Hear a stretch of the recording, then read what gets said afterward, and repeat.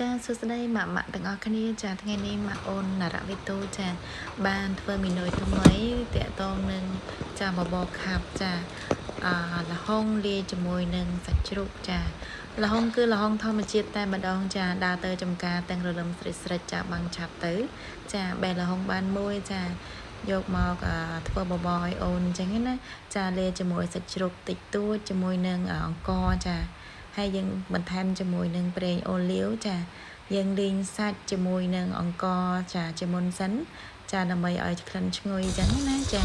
ហើយបន្ទាប់មកក៏យើងចាប្រើទឹកប្រហែលជា1កែវទេចាប្រើទឹក1កែវដើម្បីឲ្យអង្ករនឹងរីកចារងចាំប្រហែលជា15ទៅ20នាទីចាល្មមតាអង្ករចារីកល្មមហើយនោះក៏យើងចាដាក់ជាមួយនឹងល្ហុងចូលឲ្យផុយអញ្ចឹងណាចាល្ហុងចំណាយពេលប្រហែលជា5នាទីអីផុយអីអញ្ចឹងណាបងប្អូនអញ្ចឹងយើងធ្វើការរងាស់រហូតចាឲ្យផុយទាំងអង្ករចាទាំងល្ហុងចាហើយក៏យកទៅចាក្លុកបន្ថែមទៀតដើម្បីឲ្យម៉ត់ទើបអូនអាចញ៉ាំបានស្រួលអញ្ចឹងណាចាចឹងបបរយើងរួចរាល់ហើយក៏បានចា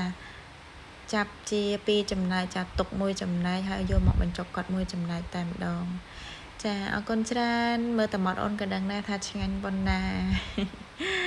អាហារធម្មជាតិចាបើសុខភាពឲ្យអូនរឹងមាំឆាប់ធំលូតលាស់ចាសូមអរគុណច្រើនសម្រាប់ការទស្សនាសូមជួយ Subscribe ឲ្យម៉ាក់មួយផងណាចាសូមអរគុណបាយបាយ